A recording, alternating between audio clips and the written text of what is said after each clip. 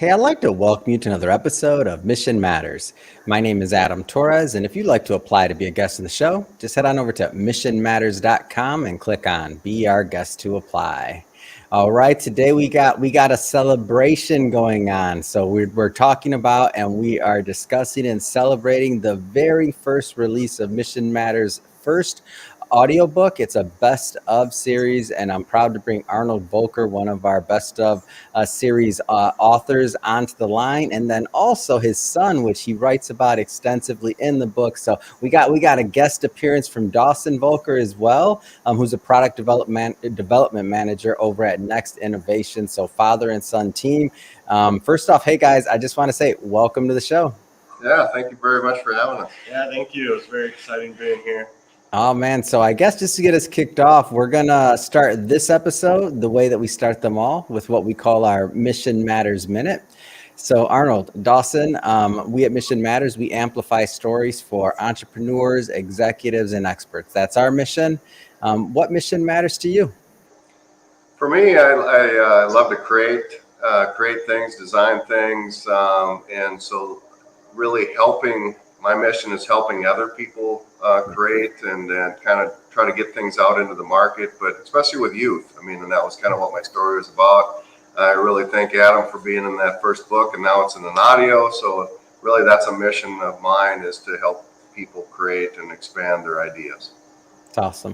What about you, Dawson? One of the missions that I have is I'm always trying to learn something new and always add something to my tool belt.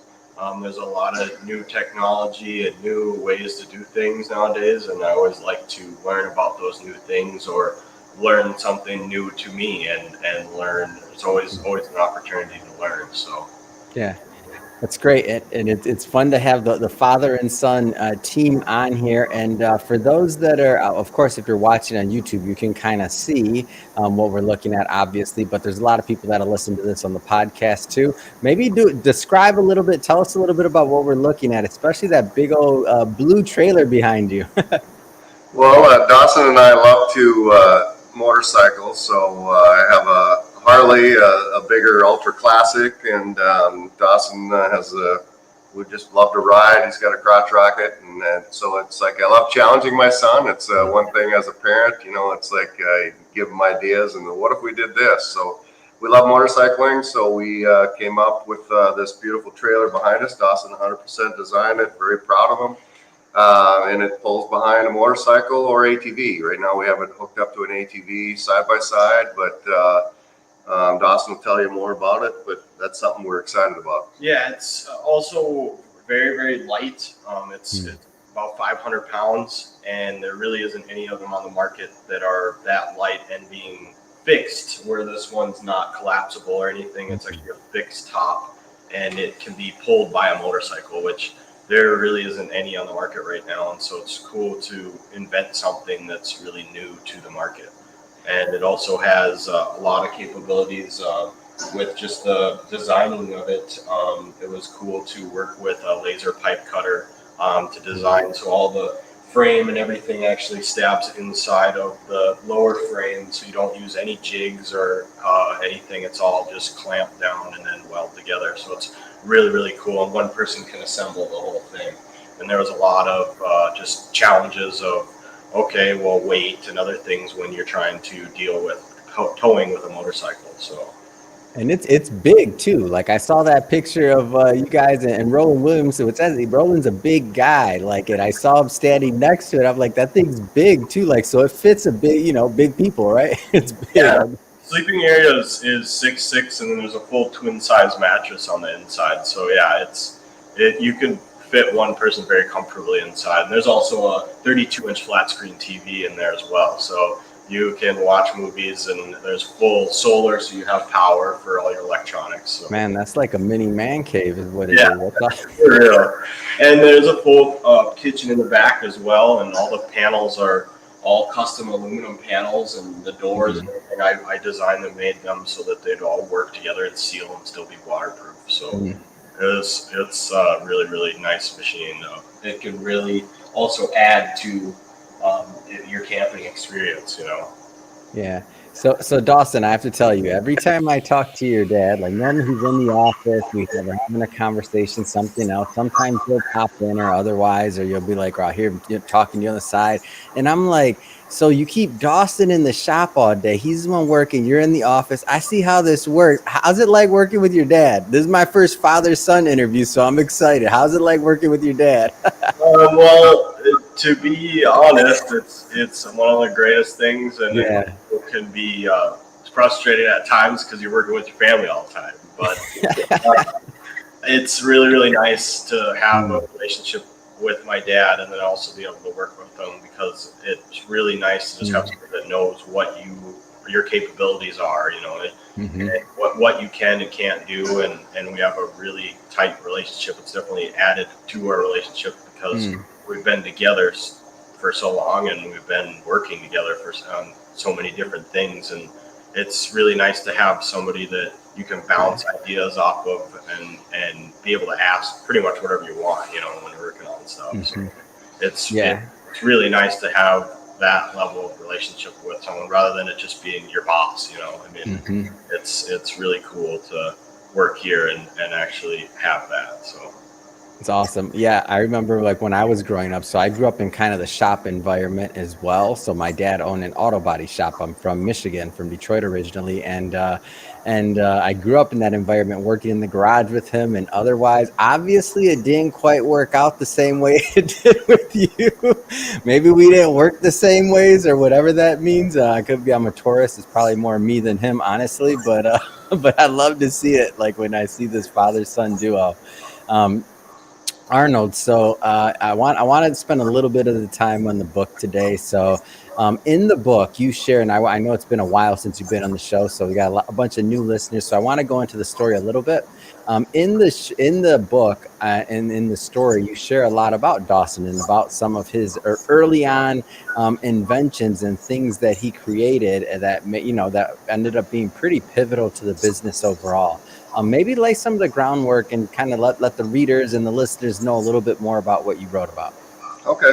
Well, yeah, it's something, just as a parent, it's always fun to challenge your kids and support them. And so when Dawson was, I think probably 12, he wanted a go-kart. And I said, well, if you want a go-kart, you're going to have to figure out how to pay for it. And I brought home a piece of scrap. And he's a kid that's rural area growing up, and really was into shooting sports and things like that. And he came up with a shooting target. And so then we put graphics on it. Zombies were in. And so Dawson at 13 got asked to go to a national conference. He was on the front page of our local paper, made national news just with his kind of ideas and stuff around the shooting environment. And that actually really helped us stay open. I mean, pretty soon things evolved a little bit. We were shipping semi-loaded shooting targets every couple weeks. There were some larger targets, and the whole product line expanded, and we would have never had that if it wasn't for Dawson's idea of just getting into shooting targets and wanting a go-kart. So that's kind of cool. And then over the years, it's fun as a parent. It's like we got a 500 some foot long building, and it's like, I don't like this big blue wall. It's like, Dawson, it'd be pretty cool if you could have a 20-foot eagle that's on the side of the building. And so it's fun challenging them, and Dawson always knocks it out of the park. And that's kind of how this trailer got started. It's like, but it's cool. We have the tools and resources, so to invent things. Yeah. So Dawson, when you when you were that young and you started seeing, your idea become reality, so you had this piece of scrap, you come up with something new, you start creating, like what was that like for you? Well, it was really cool. Because you're young, by the way. I think you said it was about 12, right? I was about 12 when I invented that, and man, it was really cool just understanding, like, I'd never had invented anything before, and then going through like the invention process of just trial and error of like, okay, well, this is what we want to do, and this is the product that we have, and how does it work, and what do we need to change. And as a kid, you're kind of just like learning all that. And so it's cool when I was a kid, it was more of just like, I have this and I want to do this, and how do I make this do this, and And those things ended up turning into more different targets of different calibers, so it's different thicknesses of steel. And then we started with 18 gauge steel, and we ended up switching to AR 500. And when I was younger, I got really into just the differences of steel. It got me interested from 18 gauge versus an armored steel of AR 200 or AR 300 all the way up to AR 500. And we got into thicker targets and stuff. And as a kid, I really liked shooting of all things. And so it was like, how do I implement what I like to do into what I'm trying to design? So what was it like for you to see other people use your product for the first time when you saw it in market? Like, what was that like? I remember the first experience I had was we were going to that NRA show that my dad was talking about, and we brought the first shooting targets for Nerf guns, and we actually cut a tree down in the woods and strapped it onto the roof. Got it to the show all the way in Madison, Wisconsin, and then set this tree up in our booth and hung targets off of it. And all these kids would come in to our booth and shoot these targets, and they just thought it was like the coolest thing ever because of the noise and you're spinning it when you hit it, and it was just really cool to see people interacting, like you're saying, with my product. And it was just like, well, people actually enjoy what you're making, and that's really gratifying to see. Did you get the go-kart? I never asked you this question, Arnold. Did you get the go-kart? So just like all this stuff, I built everything. I wanted to build my own go-kart, and it was really cool. I ended up getting a frame from a guy that worked with the That doesn't surprise me, by the way, Dawson. Off the shelf is not going to work for you. I already know. No, and then I bought an engine off of a lawnmower, and then I had two spare four-wheelers that I had cut apart for all the axles and everything. And then I ended up learning a lot. I had this guy that helped me, and he taught me a lot of how to pretty much assemble this go-kart with four-wheeler parts. And we got to a point where we pretty much couldn't continue anymore because we didn't know how to link the motor to the axles, and so we ended up selling what we had. Kids grow up way too fast, and so in a fast version of that, the go-kart turned into a 280ZX Dawson. So I kind of figured. He's like, hold on, we're selling a lot of targets, Dad. Come on, man, pony up. Yeah. I ended up selling the go-kart, and I ended up buying myself a 280Z Nissan. I'm a big fan of what you're doing, and I'll tell you why. Obviously, I love the father-son team. I love that you're inventing and creating, but I feel like sometimes in the digital world right now, like we forget about manufacturing, and we forget about inventing, and we forget about like the physical side of creating something new. I feel like on TV, whatever, Instagram, all these other things, like it's always the digital thing or the this or the that. And I'm not against AI, all these other things, right? They all help in all these processes. I'm not saying that they're not a piece of it in design and otherwise. But to me, still, there's something about like me hearing this story and seeing you, even the trailer that you have behind you, come up with that in your mind, in your process, and then to one day be able to use it and to be physically in it. Like, I feel like it's a different experience. Yeah, definitely. When I first, like in this, designing it on the computer, I've used Fusion, which is a 3D software, and it was just seeing it on the program, and then now like I'm laying in here watching a movie. It honestly doesn't feel real. I mean, but it is at the same time, and it's just super, super gratifying to be like, man, I was able to do that on the computer, and now I'm actually in real life laying in it. Yeah. What kind of advice would you give to the other inventors, the other people out there that are maybe younger, just coming up in the industries and trades and creating, in terms of like their pursuit for creating new things? Like, what kind of advice would you give them? Just do it. I mean, just do stuff. I mean, that's honestly the thing that me and my dad always say to each other is you learn by doing, and the only way that you know how to do stuff is if you've done it. I mean, you can watch videos and stuff, and that's a lot that teaches you different things. But the best way to go out and know how to do something is by doing it.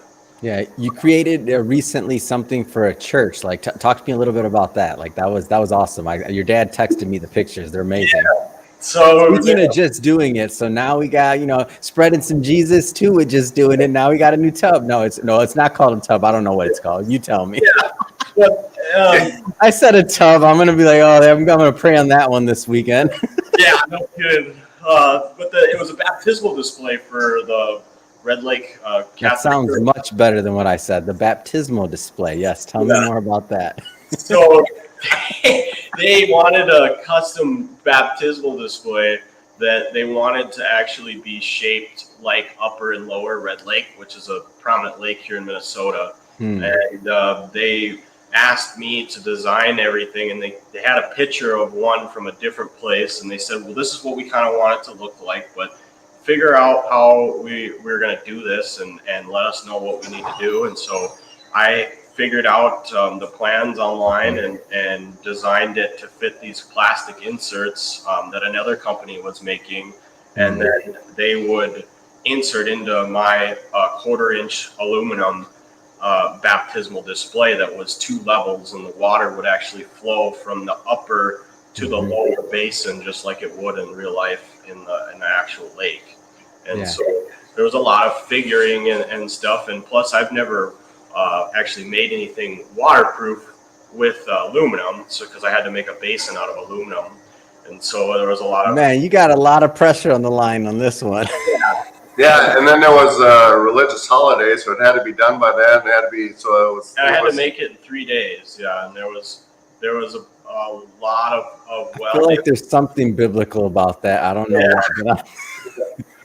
But yeah, and then I ended up welding this whole thing together, and then they wanted it to look as nice as possible, so sanding down all of the welds on all the corners, and then re-welding, to fill back in some of those spots because it's not even, and so you got to fix what isn't looking right. And so, and then it was like, I'm done now, and I gotta leave because I'm going to Mexico. And he was off to a vacation. Yeah, and so I filled it up with water, and it wasn't leaking, and I was like, thank God. And so we went, and that was the end of that project, and I had to let somebody else paint it because I had to go. So it was it was a very stressful, but then now I got the guy that installed it in the church sent me pictures of it and everything, and it just looks so it's really gratitude. I mean, a lot of gratitude to that I made that for the church, and it's going to be used by a lot of people. What's that cartoon or the animated show you liked as a kid that he was an inventor? Can't think of it. But what I love about the whole creative process is it's about failing somewhat forward. So like you try to put something together and make something, and it never really works the first time. It's a series of advancements, and that's what I love about the team atmosphere of it. Here and then you throw into production. It's like one thing to make something. Yeah. But then how do you produce 10,000 of them or something? So it adds another whole level, which Dawson has done amazing at. So. And then having other people just bounce. Sometimes you get to a spot and you're like, I have no idea how to do this, and you just go get somebody else and you're like, what do you think about this? What do you think you would do here? And they'd be like, well, I'd do this, and you'd be like, man, that's a great idea. I don't know how to do that, And so it's like you need other people to bounce stuff off. Yeah. So I think it's humbling at the same time because it's like, well, wait a minute, that is a good idea, and then you're constantly taking other people's ideas and building off from it. But I think back on the question earlier about the book. The first it was a kid that invented the earmuffs. It was a kid that invented the popsicle. It was a kid that invented the trampoline. I mean, if you really look at history, I mean, there's a lot of things that kids have come up with, and luckily they've had the support of their parents and family and stuff. But how do we continue to encourage that? And that's something I'm passionate about. Yeah. And do they, and one of the things that you've been, the projects you've been working on is Inventor U, and also, and encouraging others. Like, why has that been so important to you, Arnold, to number one, share Dawson's story in the book? Because there's a lot of things you could have wrote about. So sharing the story of discovery, but then also to inspire and want to pass that on to others. Like, why is that so important to you? I think, my grandfather was an inventor, so I feel like it's in my genes. And he passed away at almost 101.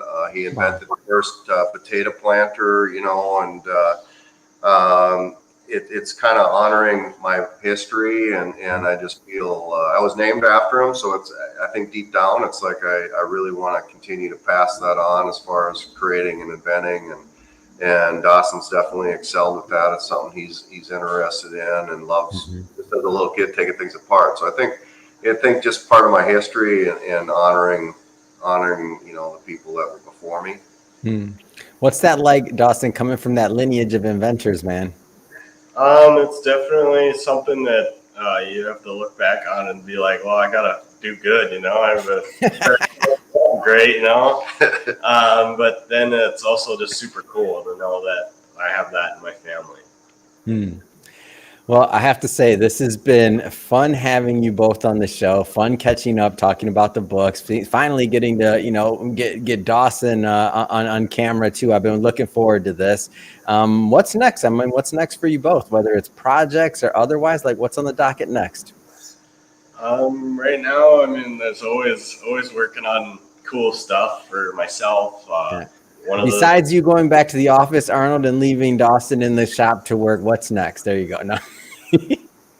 Well, I think, as you know, the name of our company is Next Innovations. I mean, people can go out and check it on our website. Yeah. It's kind of ingrained in us, so just putting our name, what's next, and so Dawson's got a really cool shooting bench that he's working on, and so when you have a 60,000 square foot manufacturing plant, it's like we kind of focus on things that we enjoy to do, which then makes it even more fun. But the challenge in this economy is trying to find what are things that people are buying right now and what are they spending money on. That's kind of a category like the trailer. There's more camping and stuff, but we're constantly trying to enjoy ourselves as much as possible, but yet come up with things that people would buy, and the design part is something Dawson loves doing. So yeah. And then for me personally, I mean, Inventor U, I mean, I help people, whether it's consulting or coaching, whether it's on their own life. I believe everybody's an inventor, so how can I help support that? So inventoru.com is somewhere they can go and book a consulting free intro type thing, and it's just fun hearing about other people's ideas. I think as a kid, most kids are positive, and they don't know, and they don't get caught up in all the roadblocks. So I feel that's partly my job with some of the experience we've had and I've had, and how do I encourage others to help them bring something to market, or just encouraging them, supporting them on their idea. Amazing. What were those websites one more time? Nextinnovations.net or inventoru.com. Fantastic. And we'll put all that information in the show notes so that everybody watching can go check it out. And speaking of the audience, if this is your first time with Mission Matters and you haven't hit that subscribe or follow button yet, now is your chance to definitely hit that subscribe or follow button. We have this is a daily show. Each and every day, we're bringing you new entrepreneurs, new experts, new executives, and we don't want you to miss a thing. So hit the subscribe button. And Dawson, Arnold, again, so much fun. Thanks so much for coming on the show. Yeah, thank you. I appreciate it. Have a good day.